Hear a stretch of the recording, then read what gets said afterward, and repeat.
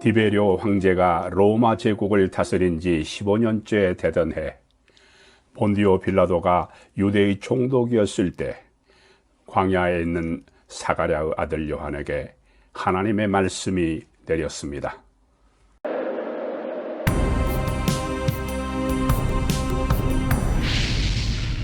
요한아, 이제 때가 되었으니 내려가서 나의 말을 전파하라.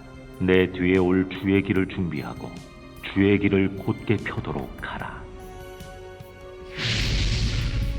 모든 골짜기가 메워질 것이고 모든 산과 언덕이 낮아질 것이다. 굽은 길은 곧게 펴질 것이고 험한 길은 평탄해질 것이다. 그리고 모든 사람들이 그의 구원을 볼 것이다.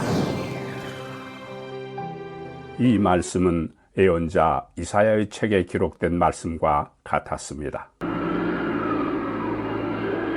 회개하라! 천국이 가까이 왔느니라!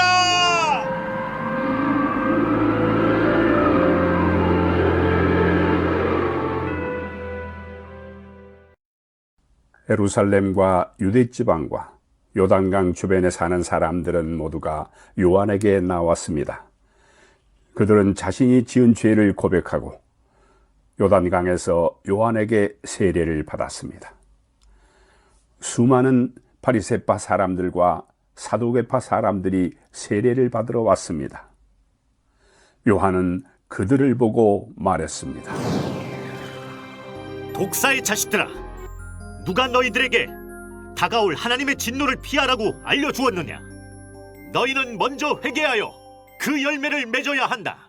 또한 너희는 속으로 아브라함의 조상이다라고 생각하지 말라. 하나님께서는 이 돌로도 아브라함의 자손이 되게 하실 수 있다. 도끼가 이미 나무 뿌리에 놓여 있다. 그러므로 좋은 열매를 맺지 못하는 나무는 모두 그 도끼에 찍혀 불에 던져질 것이다. 사람들은 생각했습니다. 저분이 그리스도가 아닐까? 그래, 이사야 선지자가 예언했던 메시아일지도 몰라. 요한이 그들의 마음을 알고 대답했습니다. 나는 그리스도가 아니다. 나는 물로 회개의 세례를 주지만 내 뒤에 오실 그분은 성령과 불로 세례를 주실 것이다. 나는 그분의 신발을 들고 다닐 자격도 없는 사람이다. 그분은 손에 키를 들고 타작마당을 깨끗이 하여 알곡은 곳간에 두고 쭉쟁이는 꺼지지 않는 불에 태우실 것이다. 그때 예수께서 요한에게 세례를 받기 위해 갈릴리로부터 요단강에 오셨습니다. 제가 예수님께 세례를 받아야 하는데 드디어 예수님께서 제게 오셨습니까? 지금은 그렇게 하자. 우리가 이와 같이 하여 모든 의를 이루는 것이 옳다. 요한은 예수님의 말씀에 따라 물로 세례를 베풀었습니다.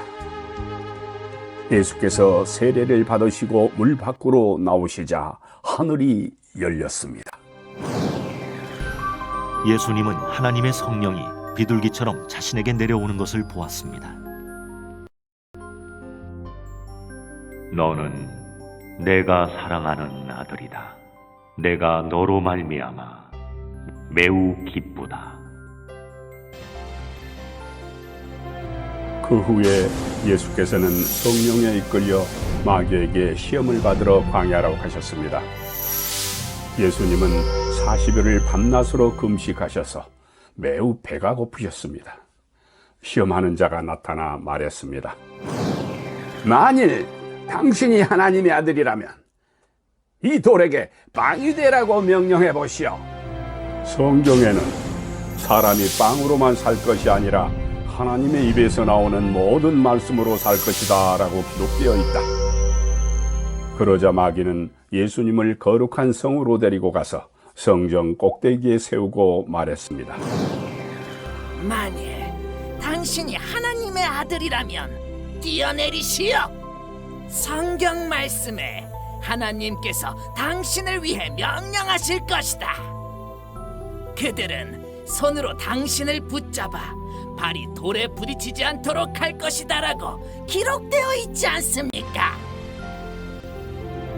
성경에는 주 너의 하나님을 시험하지 말라 기록되어 있다. 만만치가 않군.